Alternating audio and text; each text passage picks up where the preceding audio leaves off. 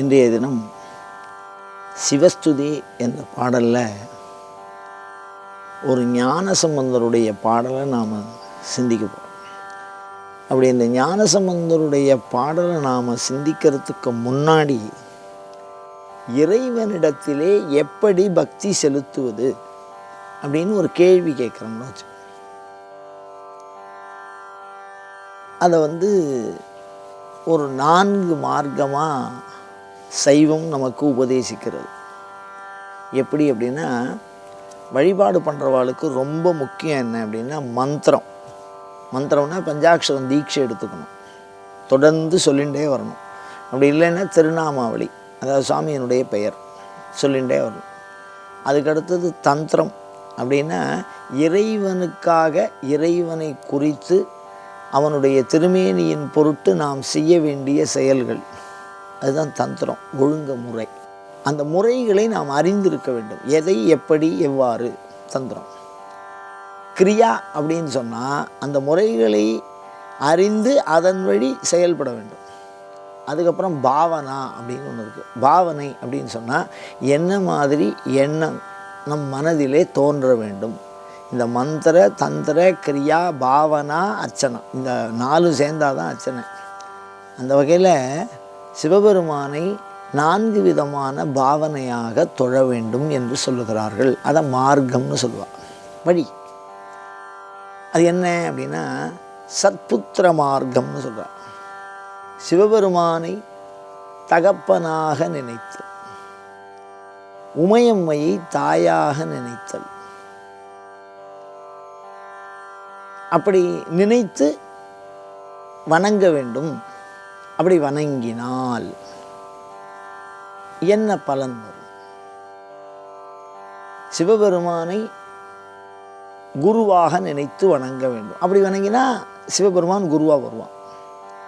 அப்போ நாம் என்ன ஒரு பாவனையில், என்ன ஒரு உறவில் இறைவனோடு நாம் தொடர்பு கொள்கிறோமோ, அவனும் அதே உறவுக்கு தக்க வகையிலே நம்முடன் உறவு கொள்வான். அதுதான் அந்த தொடர்பு, நமக்கும் இறைவனுக்கும் உண்டான அந்த ஒரு பக்தி ஏற்படும். இறைவனும் அதே வழியில் வருவான். இப்போ ஒரு சின்ன உதாரணம் பாருங்க. சிவபெருமானை போய் அப்பான்னு, உமையம்மையை அம்மான்னு கூப்பிட்டா, சிவபெருமான் தகப்பனாராக இருந்து என்ன செய்யணுமோ அதை அப்படியே அந்த குழந்தைக்கு பண்ணுவான். அது எப்படி இருக்கும் அப்படின்னா, ஞானசம்பந்தர் உமையம்மையை தாயாக பெற்றவர். தோடு உடைய செவியன், அழகா இந்த கோபுரத்தை காமிச்சு பார்வதியும் பரமேஸ்வரனையும் காமிச்சு, இவர் இந்த அம்மா தான் எனக்கு பால் கொடுத்தா அப்படின்னு கையை நீட்டுறது அந்த குழந்தை. ஞான குழந்தை. அது அம்மாவா பார்வதியை பார்க்கறது, அப்பாவா சிவனை பார்க்கறது. அப்படி நாம் பார்க்கறது ஒரு விஷயம். இதெல்லாம் நமக்கு சாத்தியம். உன்னையே அன்னையே என்பன் ஓடி வந்தே, எந்தையே ஈசா உடலிடம் கொண்டா, யான் இதற்கு இளன்வோர் கைமாற. எந்தைன்னு அப்பா. இப்படி தாயாகவும் தந்தையாகவும் நாம் கருதி சிவபெருமானை வழிபட வேண்டும். தாயும் ஆனவன் திருச்சியில் பிரசவம் பார்க்குறார் சுவாமி. அப்போ இப்படி தாயாக நாம் நினைத்து வழிபடுவோமேயாயின் அவன் தாயாகவும் தகப்பனாக நினைத்து வழிபடுவோம் அப்படின்னா தகப்பனாகவும் வருவான் அப்படின்னு நமக்கு தெரிகிறது. இதை நாம் கும்பிடுறது இல்லை, அதனுடைய அந்த பக்கத்தில் இந்த விளைவு இருக்குது பாருங்கள், அதுதான் ரொம்ப முக்கியம். அந்த சிவபெருமான் எப்படி ஞானசம்பந்தருக்கு அனுகிரகம் பண்ணியிருக்கான் பாருங்கள். ஞானசம்பந்தர் இப்போது சிவபெருமானை பற்றி பாடிகிட்டே வரார். திருக்கோலக்கா அப்படிங்கிற ஒரு ஊர். அந்த ஊரில் இந்த குழந்தைகள் சிவனை குறித்து பாடுகிறது. அப்படி பாடுற போது இது சிவனுடைய குழந்தையாக நினச்சி அதுக்கு தாளம்லாம் போட்டுன்னு வரா. அவளுக்கு சுற்றிலும் என்னென்ன பாட்டுக்கு சார்ந்த இசையமைப்பு இருக்கோ அதெல்லாம் இருக்கும். இந்த பாடுறவளுக்கு எப்போதுமே இப்படி தாளம் போடுவா, அப்படி கையால். பிஞ்சு குழந்தை ஒரு 3 வயசு இருக்கும். ரொம்ப அதோட குழந்தை அந்த கை வந்து எப்படி இருக்கும், செக்கச்சவேன்னு இருக்கும். அந்த குழந்தை என்ன பண்ணுறது, இப்படி தாளம் வாசிக்கிற பொழுது இப்படி கையை இப்படி அடித்து இப்படி பாடுறது. இப்படி அடிக்கிற பொழுது அந்த குழந்தைக்கு என்ன ஆகுதுன்னா, கையை அடித்து அப்படி செவந்து போகிறதான் அந்த கை. அது சிவபெருமானுக்கு பொறுக்கலை. நம்ம குழந்தை கையை இப்படி தாளம் போடுறதுனால கை சிவந்து போகிறது அப்படிங்கிறதுனால பொற்தாளம் கொடுத்தார். இந்த ஜால்ரா அப்படின்னு சொல்லுவோமோ இல்லையோ, அதை கையில் வச்சு நடித்தா இந்த கை சிவக்காமல் கை சிவக்கப்படாதான், குழந்தை சிரமப்படப்படாதான். அப்போ அந்த தந்தைன்னு நினைக்கிற பொழுது தந்தையாகவே வந்து அருள் செய்தார். பாட்டுக்கு மிகவும் முக்கியம் இந்த இசை. இந்த இசையில் நம்ம என்னமோ இந்த கையில் வச்சுருக்கிற இந்த உலோக வாத்தியம் ஜால்ராங்கிறது சாதாரணமாக நினைக்கிறோம். ஆனால் அது வந்து ஒரு இசையை வந்து உத்வேகம் பண்ணக்கூடிய ஒரு பிரணவ சப்தத்தை எப்பொழுதுமே ஒலிக்க செய்து இறை அருளை நமக்கு பெற்றுத்தரக்கூடிய ஒரு அற்புத வாத்தியம். அதில் பஞ்சாட்சரம் பொறிச்சு கொடுத்தாராம். அப்படின்னா என்ன அர்த்தம், அதில் என்ன ரகசியம் இருக்குது அப்படின்னா, பாடுகின்ற இசையிலெல்லாம் சிவபெருமான் இருக்கிறான்.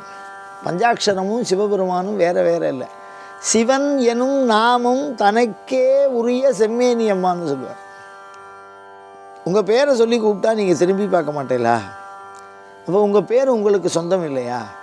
அதை மாதிரி சிவபெருமானுடைய நாமம், அவனை அழைப்பது, கூறி அழைப்பது. அப்போ அந்த இசைங்கிறது என்னன்னா சிவபெருமானை அழைப்பதுன்னு அர்த்தம். அப்படி சிவபெருமானை விரைந்து அழைப்பதற்கு உண்டான ஒரு குழந்தை வரான்னா ஒரு செல் வாங்கி கொடுக்குற மாதிரி, நீ என்கிட்ட எப்போ வேணாலும் பேசுகிறா அப்படின்னு. அந்த மாதிரி நாம் இப்போ புரிஞ்சுக்கணும். அதை அவருடைய கை சிவக்கிறது, அது சிவந்திரப்படாதான், அந்த கருணையினால் அதை கொடுக்குறார். அந்த அவர் இசை பாடுறார், அந்த இசைக்கு உதவுகிற வகையில் தாளம் கொடுக்குறார். அந்த தாளத்தில் எதுக்கு பஞ்சாட்சரத்தை குறிப்பானே அப்படின்னா, அந்த இசை இறைவன், அந்த இசையில் இருக்கக்கூடிய ஓசை ஒலியெல்லாம் ஆனான்கான்னு சொல்கிறார். ஓசை வேறு ஒலி வேறு. காதுக்கு கேட்க இனிமையாக ஒரு முறையாக அமைந்திருப்பது ஓசை. அப்படி அந்த சிவபெருமானை அழைக்கின்ற வகையிலே அவன் பாடுகிற அனைத்தையும் மாற்றி சென்று விட்டார். ஞானசம்பந்தர் பாடினாலே அது இறைவனுக்கு அழைப்பொலி ஆகிடும். அவர் வாயை திறந்து எது பாடினாலும், இந்த கையில் வச்சுருக்கிற அந்த ஜால்ராவை இப்படி தட்டினால் சிவபெருமான் அந்த இடத்துக்கு அழைத்ததாக நினச்சி அதை எடுப்பார், ஏன்னு கேட்பார். அதனால தான் பஞ்சாட்சரத்தை பொறிச்சு கொடுத்தார். அவ்வளோ அற்புதமான ஒரு பாடல். இந்த பாடலை நாம் பாடி தொழணும். அப்படி தொழுதால் நாம் அழைக்கின்ற ஒளி இறைவனுடைய காதுகளுக்கு எட்டும். நம்மளை அவர் திரும்பி பார்ப்பார். பார்க்கணும், பார்க்க வைக்கணும். அதான் சிவபக்தி. எப்பவும் இறைவன் இருக்கான், காலம் கிடந்த பிறான். நீங்கள் இப்போ கூப்பிட்டாலும் அவன் ஏன்னு கேட்பான். அதனால் மடையில் வாலை பாய மாதரார் குடையும் பொய்கை கோல காவுலான் சடையும் பிறையும் சாம்பல் பூச்சு. அதாவது சாம்பல் பூச்சு, அப்படியே அந்த வடிவம் சாம்பல் பூச்சி, அப்படியே இந்த மடையில் வாழை அப்படிங்கிற அந்த பதிகமானது அற்புதமான பதிகம். திருக்கோலக்காவில் பாடப்பட்டது, திருஞான சம்பந்தரால் பாடப்பட்டது. அதை ஒரு கையில் ஒரு அந்த ஜால்ரா வச்சுன்னு பாடுறார். அதில் பஞ்சாட்சரம் பொறிச்சிருக்கு. அப்படி இறைவன் அந்த பஞ்சாட்சரத்தை கொடுத்திருக்கிற அந்த அற்புத பதிகம், இறைவனோடு ஒரு தொடர்பை ஆக்கி தந்த அந்த அற்புத பதிகத்தை நாம் பாடுவோமே ஆனால் இறைவனோடு நமக்கு ஒரு அனுபவம் கிடைக்கும். அது உறுதியாக. இது போன்ற தொடர்ந்த சிவச்சிந்தனைகளை தோண்டுகிற வினாக்களை உங்களிடமிருந்து எப்பொழுதும் எதிர்பார்த்தவனாய் அயம் தர்மஹா உத்தரோத்தராபிவிருத்திரஸ்து.